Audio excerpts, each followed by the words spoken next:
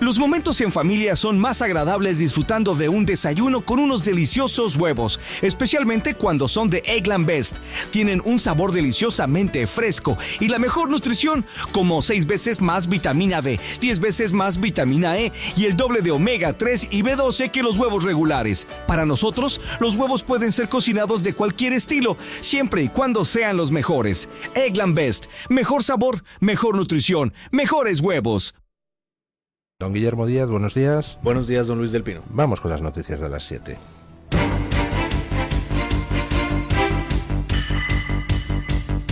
Luis del Pino es Radio Libertad.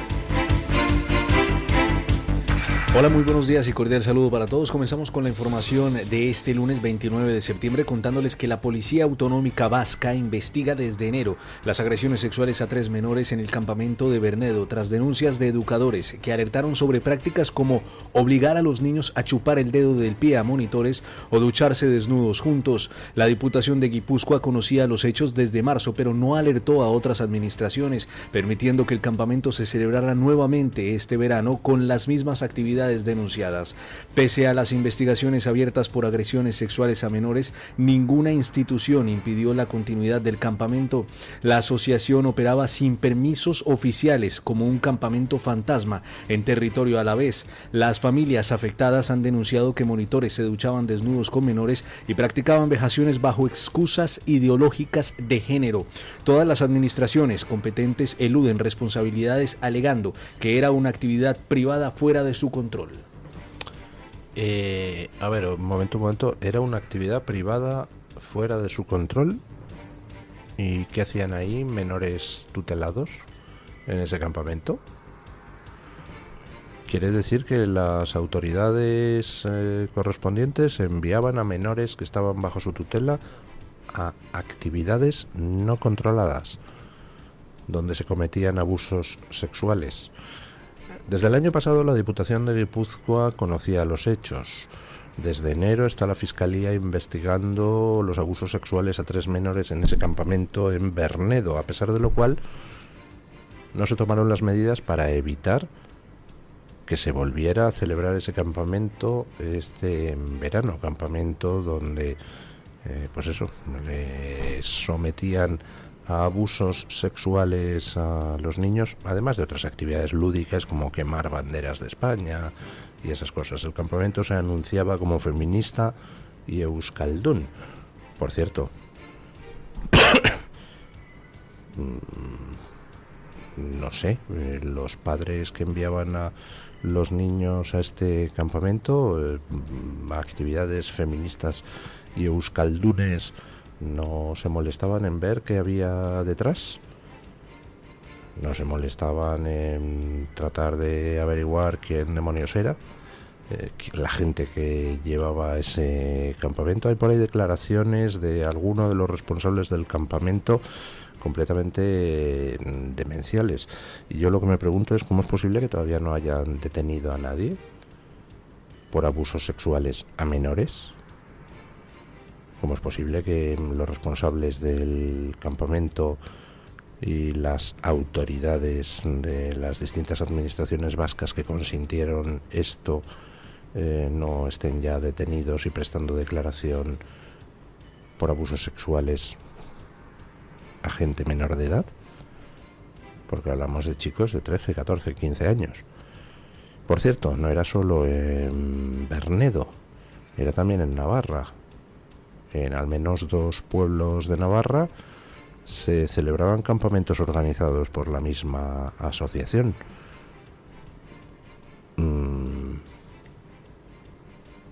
Repito la pregunta, ¿cómo es posible que todavía no haya intervenido la Fiscalía o alguien para detener a los responsables de estos abusos sexuales? Supongo es que la Fiscalía en España con Pedro Sánchez está muy ocupada mirando a ver qué cantan adultos de un colegio mayor de forma coordinada con las adultas del colegio mayor de al lado, y si son canciones pícaras, obscenas o insultantes, entonces ahí sí interviene la Fiscalía, pero cuando hay abusos a menores no.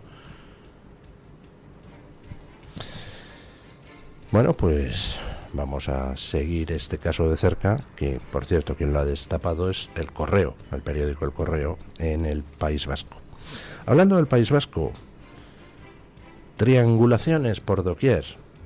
Ya conocíamos algún contacto de la trama Cerdán con el Partido Nacionalista Vasco y bueno, ya sabíamos de las amistades del socio de Cerdán con gente de Bildu.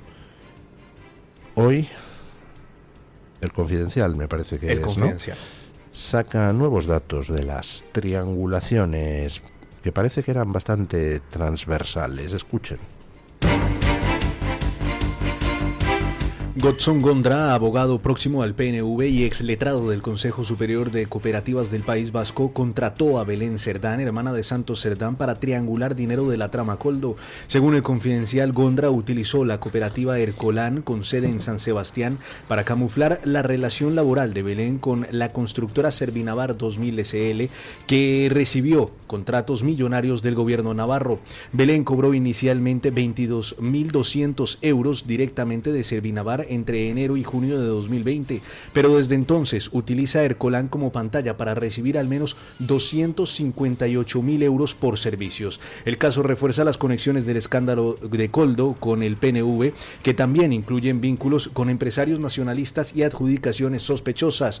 Gondra no respondió a las preguntas sobre por qué contrató a la hermana de Cerdán ni qué labores realizaba exactamente. Lo hemos comentado muchas veces en estos micrófonos. Mira que es difícil el probar la corrupción en cuanto empiezan las triangulaciones. Si yo le hago un favor, yo qué sé, le doy una adjudicación pública a don Guillermo Díaz aquí presente, pues si él me paga directamente una comisión, pues es fácil detectarnos y demostrar la conexión entre la adjudicación y la comisión que yo me llevo. Pero si don Guillermo Díaz contrata en su empresa constructora a mi mujer o a mi primo o a mi sobrino segundo como pago por yo darle obra pública, ¿cómo demonios demuestras la conexión? Y si luego mi mujer, mi sobrino segundo, mi primo, pues en fin, me hacen llegar el dinero a mí o me hacen partícipe de alguna manera de las ganancias, pues yo estaré cobrando una mordida ilegal. Incluso aunque no me hicieran directamente partícipe de las ganancias, estoy colocando a la familia en un sitio a cambio de conceder obra pública, eso es una mordida.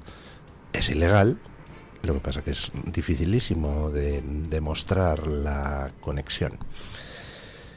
En este caso concreto lo que vemos es que aquí estaba todo el mundo, estaban los de Geroa Bay en Navarra, estaba este abogado próximo al PNV, que es quien contrata a la hermana de Cerdán, un ex vicepresidente de Unión del Pueblo Navarro también resulta que aparece por ahí en las contrataciones triangulares.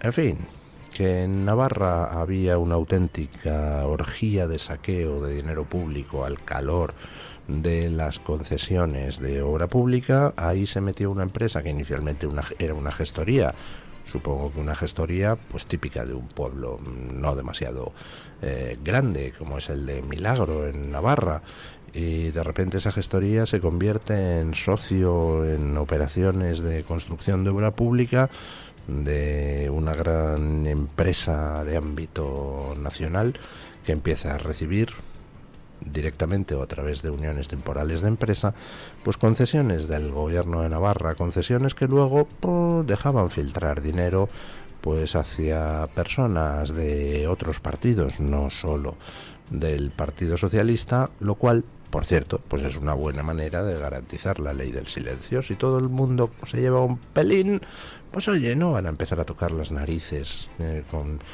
preguntando qué pasa con las concesiones de obra pública en Navarra, ¿no? Porque si no se les acaba también a ellos la propinilla que se llevan. Lo cual nos deja ver un poquito cómo funciona el sistema en España. Hay un partido que gobierna en una comunidad, entonces ese partido o la gente de ese partido, o ambos, se llevan la parte del león de las mordidas, pero luego salpican a los demás, les dan una pequeña parte. Si cambian las tornas y pasa a gobernar el partido de enfrente, supongo que se invierte la relación, la parte del león se la lleva el partido que gobierna, pero le da la propinilla a los que antes se llevaban la parte del león y ahora han quedado fuera del gobierno.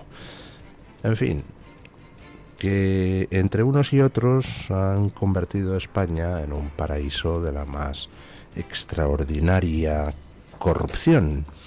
Y mientras tanto, pues, ¿qué tenemos? Un gobierno que cobra más impuestos que nunca, con el que los servicios son cada vez peores y que encima pone al frente de los ministerios a auténticos patanes que juegan a la provocación permanente para ocultar sus propias miserias de gestión.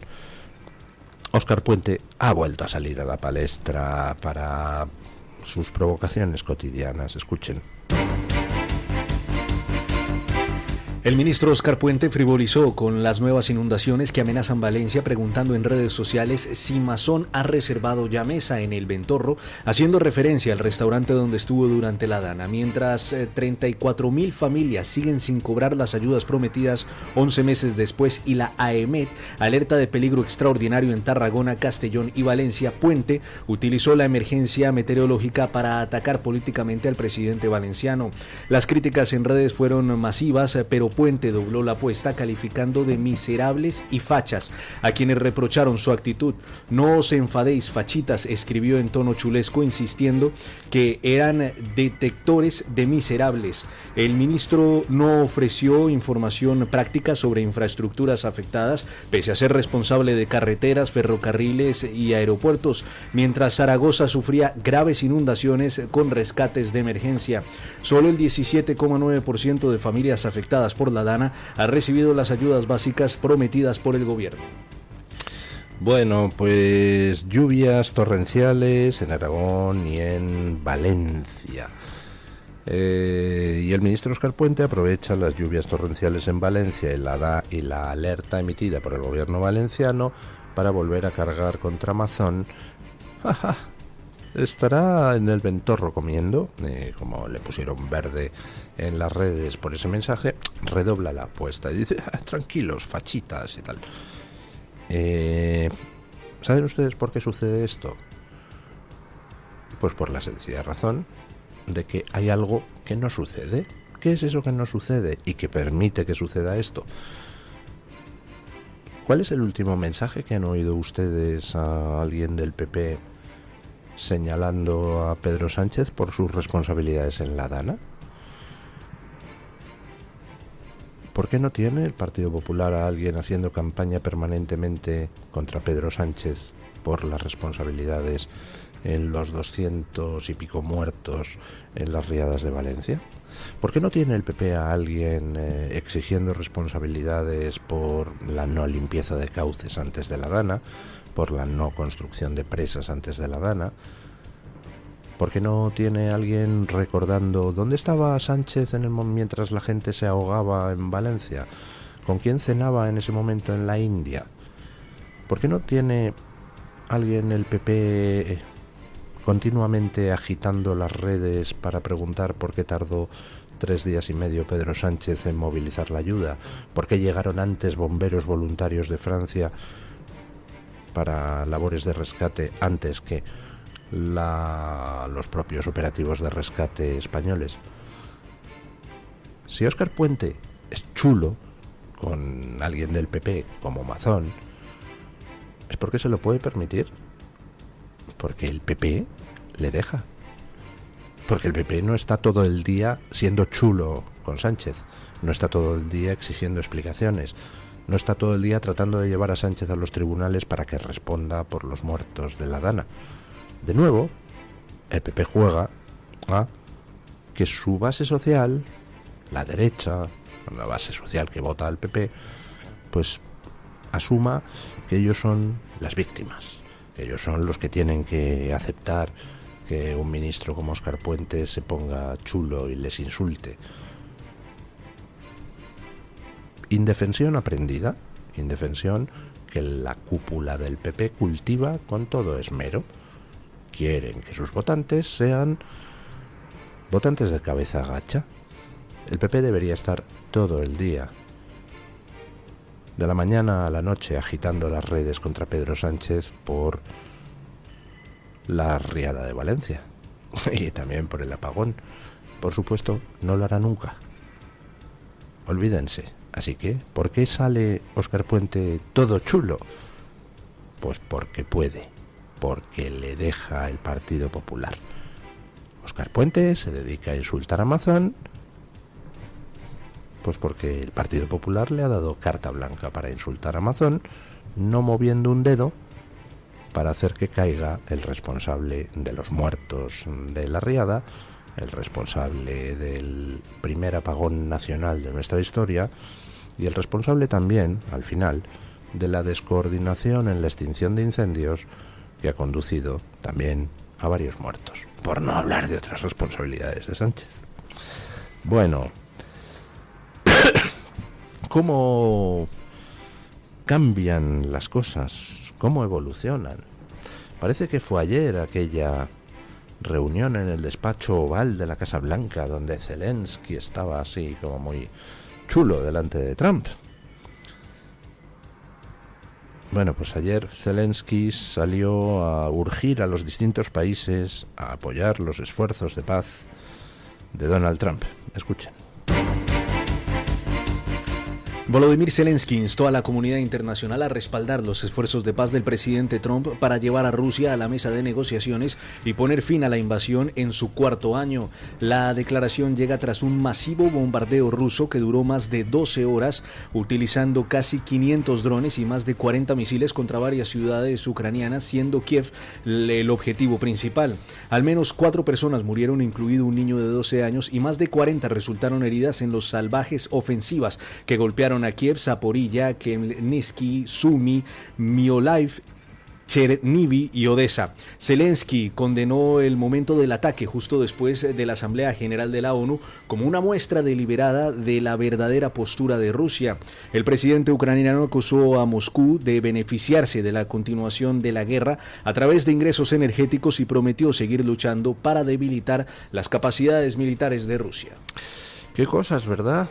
Ese Zelensky que, con la oreja comida por la Unión Europea, pues inició su relación con el gobierno americano de Trump en un tono de enfrentamiento mutuo por ambas partes, no parece que hubiera sintonía.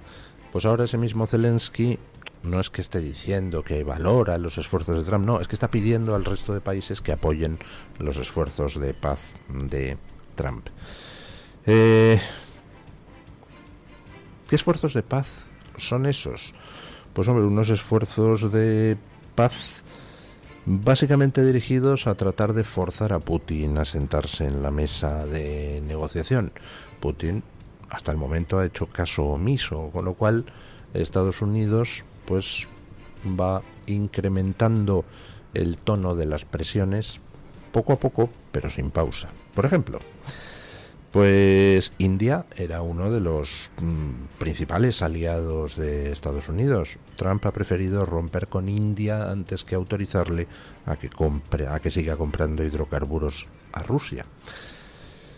En el tema de las armas, Trump ha vehiculado un mecanismo por el cual sigue suministrando armas a Ucrania y ahora están discutiendo el suministro de misiles Tomahawk, pero sin que le cueste $1 al contribuyente americano. ¿Cómo? Pues Trump le vende las armas a los países de la OTAN y los países de la OTAN o las venden o las regalan o lo que les dé la gana a Ucrania, pero el caso es que sigue el suministro de armas. ¿Y por qué ahora sale Zelensky a pedir al resto de los países que apoyen los esfuerzos de Trump? Pues porque es la única manera de poner fin a la guerra, mano tendida para acabar, pero ir incrementando la presión sobre Putin, presión económica y presión militar, hasta que Putin comprenda que su mejor salida es firmar la paz. ¿Hará eso Putin? Pues no tengo ni repajolera idea, pero bueno, pues si no lo hace tendrá que atenerse a las consecuencias. Como tendrá que atenerse a las consecuencias, el tío este que gobierna Colombia, que yo no sé si gobierna en pleno uso de sus facultades mentales o tiene algún problema de adicción, alguna cosa rara, yo que sé, los Doritos, por ejemplo. Estados Unidos le ha revocado la visa al presidente colombiano Gustavo Petro.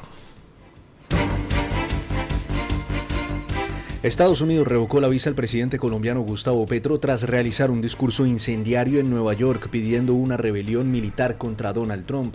El Departamento de Estado anunció la medida después de que Petro, megáfono en mano, junto al activista Roger Waters, instara públicamente a soldados estadounidenses a desobedecer las órdenes de Trump durante una marcha pro-Palestina. Se responde hablando. Se responde saliendo a la calle y cada vez más. Y se responde con armas. Y por tanto hay que configurar un ejército más poderoso que el de los Estados Unidos e Israel juntos. Petro también propuso crear un ejército de salvación del mundo ante la ONU para liberar Palestina y silenciar las voces de Trump y Netanyahu. El senador republicano Rick Scott calificó las declaraciones como un llamado a un golpe de Estado y exigió expulsar a Petro y sus matones comunistas de territorio estadounidense. Y bueno, pues Estados Unidos, dado que Petro en plena calle de Estados Unidos coge un megáfono y se pone a incitar a la violencia contra Estados Unidos, pues ha dicho que le revoca la visa, con lo cual, pues en lo sucesivo no podrá visitar los Estados Unidos, salvo cuando vaya a la ONU. Con esto de la reunión de la ONU, pues ha quedado clara una cosa que a lo mejor no teníamos presente en la cabeza, que es que Estados Unidos decide quién entra y quién sale en su país. Es su país y por tanto dice: tú entras, tú no entras. Como ustedes en su casa, ustedes deciden quién entra en su casa. Tú entras, tú no entras. Bueno, hay un problema, y es que las Naciones Unidas tienen un edificio en Estados Unidos, tienen su sede allí, y tienen su sede allí, entre otras cosas, porque Estados Unidos aceptó, cuando se instaló esa sede allí, que, por supuesto, la asistencia a la sede de la ONU está protegida. Es decir, pues, aunque venga un enemigo de Estados Unidos, si viene a la sede de la ONU, pues tiene el paso franco a esa sede. Puede entrar, incluso aunque no tenga permiso de entrada en Estados Unidos, porque la sede de la ONU es pues algo internacional, no es territorio americano. Bueno, pues eso es lo que ha hecho Estados Unidos con esta reunión de la Asamblea de la ONU. Si se fijan ustedes, Estados Unidos pues ha permitido a los diplomáticos iraníes ir a la Asamblea General, pero les ha prohibido salir de compras por Manhattan. Es decir, usted viene a la Asamblea General, habla, vota, hace lo que le da la gana y de ahí al aeropuerto y a su casa. En el resto del territorio usted no pone un pie. A Petro, pues 3/4 de lo mismo. Petro podrá ir a las Asambleas Generales de la ONU, pero no podrá poner un pie fuera del edificio de la ONU en Estados Unidos. Y hubo un pequeño conato de polémica con respecto al tema de los palestinos. Dijo Estados Unidos que no iba a entrar ningún palestino allí en Estados Unidos para asistir a la Asamblea de la ONU.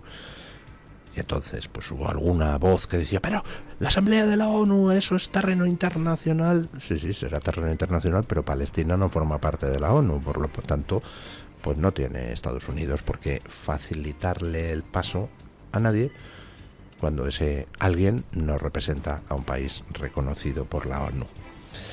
Bueno, vamos con la noticia la noticia de interés general con el Banco de Santander.